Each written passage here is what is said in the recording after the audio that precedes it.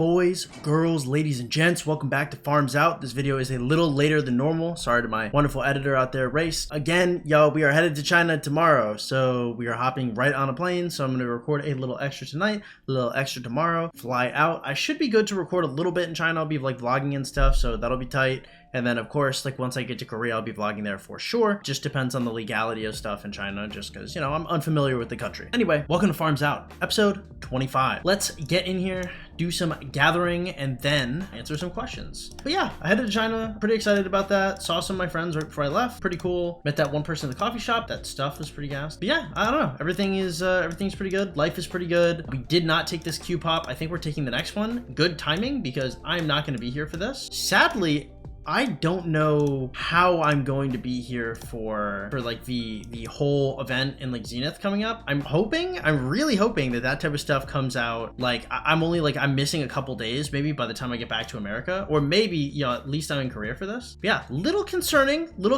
but I think the timing might be tight, but I'll still be able to make it. As long as I have like 2 days alone with that pause. Sounds weird. As long as I have a couple days with the solo tree, I should be all right. I shouldn't be too concerned with what was going on. Train some troops here and answer some questions. God, I miss answering questions. I should have done it earlier today. Today I got up, worked out, was hanging out with my dad, got an extra key for my place to make sure that he can check on it, all that good stuff. Stuff that you should be doing. By the way, when you guys leave your house, make sure everything is off, make sure that somebody you trust has a key to the place, make sure people are checking on it, make sure your valuables are stored to somebody you trust.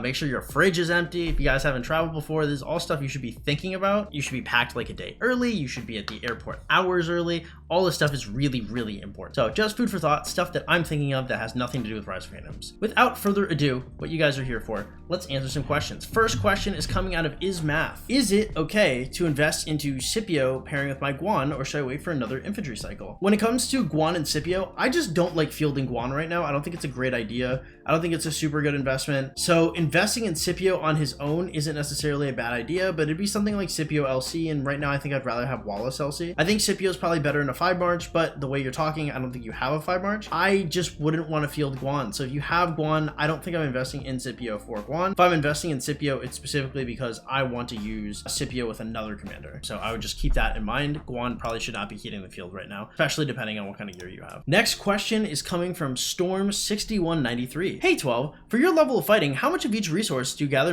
monthly to maintain it? Also, a small suggestion for Farms Out, you can go back to old comments from past videos and just answer them with some rock gathering in the background. I might do something like that, but generally whenever I find like older questions like that, I just like to do like a simple answers video, which I should probably do a couple more of those. Those would be good for daily uploads. If I can't do Farms Out, if I run out of stuff to farm or something like that, or because I need to get like 9 videos for when I go to China. So how many resources of each type do you have to gather per month? I mean, it depends, right? Depends like how many months you have before your KvK, but I mean, like, I get the vast majority of my resources from chaining barbs, so I don't know.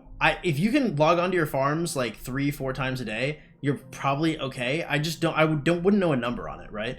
Like, let's say you see combat every 2 months, right? You see like real combat every 2 months. You'd have to gather, I don't know, like 7 billion, 10 billion resources each month, something like that, or accrue it in some fashion. I don't know exactly how you would do that because I just don't. The way I play the game is way different than other people play the game. So it's a really hard question for me to answer, sadly. Next question is coming from Andy Weish. How many speeds do you think you're able to get per hour of KvK Barb chaining? I really feel like I should start chaining actively, but I just hate it. Do you think there's an alternative to chaining except for spending? Chaining is like per session, it's like days of speeds. It just is so many speeds. I wish I could sugarcoat it. I wish there'd be something else. I mean, you're getting like every couple days, you're probably getting like War Machines worth of speeds. It's so much. Like to spitball it, I want to say it was like a few days per 4 hours, and then like 1.5 legendary materials or something like that, not counting the gems, not counting the resources, not counting anything else. And that's me spitballing, and that's back when my commanders sucked. That's back when we had less AoE commanders. It's back when we had less crystal tech and it was harder to get. Like, that was a different point in the game, and it still was giving days of speed ups per session, per 4 hour. When I say a session, I mean a 4 hour block. It's really not replaceable, sadly.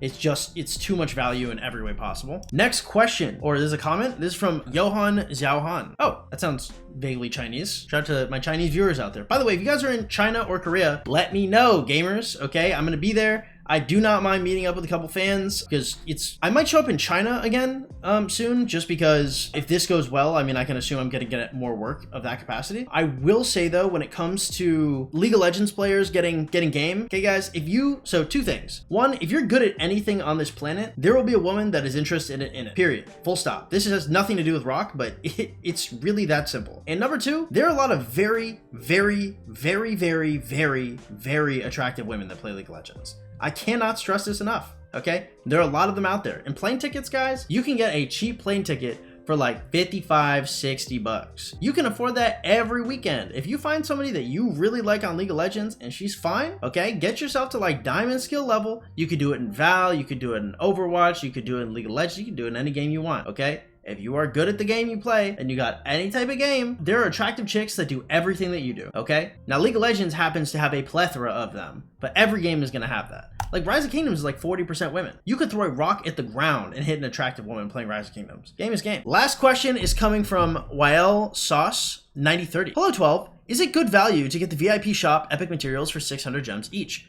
It depends on how much you spend. If you are a low spender, I generally would not be doing the VIP shop unless you're like max VIP, which is kind of hard for a low spender, but you know, there are some out there with it. If you are at the point in the game where you no longer need VIP, the VIP shop materials are an excellent purchase during More Than Gems. And if you're at a point in the game where you no longer are interested in pushing VIP, buying VIP shop materials is also a really good deal. Again, every time you do Dalruk's Puzzle Box or Esmeralda's House, you are doing a cheap imitation of the value the VIP shop gives you. However, if it's between the VIP shop and Holy Knight's Treasure, I like the blueprints now more than I like VIP shop materials, depending on which blueprints are available. For example, right now, the Holy Knight's Treasure that we have, almost all blueprints are going to be valuable since you can always just refine them. But the blueprints that I really like to spin for example, we have Leadership Gloves. Leadership Gloves at level 5 has a combat effective level 5 refine, which if you look at, like, let's say Sacred Grips, you know, this is going to be March speed for taking damage.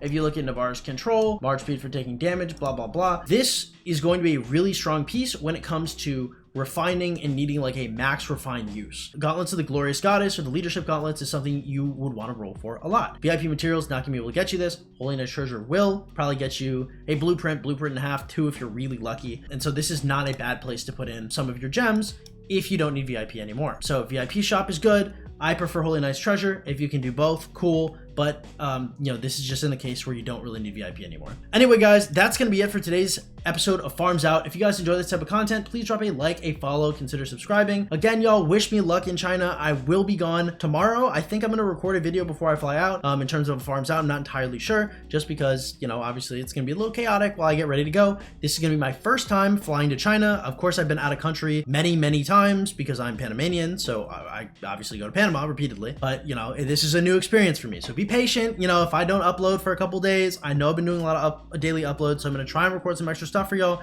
If something goes wrong, my editors can only do with what I've left them. I don't know how much communication I'm going to have until I get back. So again, sorry in advance. If you guys want to help support the channel, guys, some spending money in China, always appreciated. You guys can always donate to the Streamlabs link in the description below. I'd appreciate that a ton. If not, that's cool too. Liking, following, subscribing is also awesome. If you guys want coaching, okay, I will be doing coaching tomorrow morning, okay, for off stream. For on stream, you guys are SOL for like the next 10 days because I will just not be here. If I can get my hands on like a PC cafe or something in China that allows me to use the same social medias that we have in the United States effectively, and I can like stream on YouTube and stuff with no danger, then I will be live, but that's an if. And if I can do that, I will give y'all coaching. It's just difficult. Again, I appreciate y'all for showing up. If you guys want coaching, it's 35 bucks for an on-stream session, 75 bucks for an off-stream session. Go to the Discord in the description below and you make a ticket over it. I'll catch y'all later. Have yourselves an absolutely wonderful day, and thank you so much for watching.